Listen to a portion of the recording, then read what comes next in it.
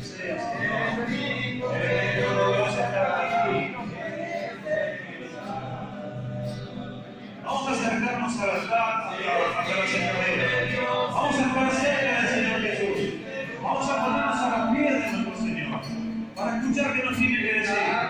Pero después que nosotros callemos las alabanzas. Porque nosotros tenemos que hablar.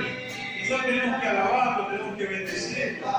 Le damos gracias, Señor, por este momento en que estamos cantando aquí. Muévete en nosotros, Señor. Muévete en tu iglesia. Muévete en este grupo. Muévete en nuestros corazones para que nos hacen las alabanzas.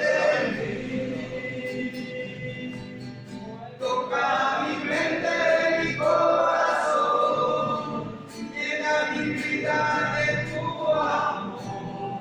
Muévete en mí, Dios Espíritu, muévete en mí.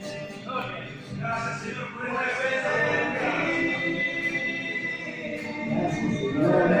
Gracias, Señor, porque vos estás tocando nuestro corazón, Señor. Cuando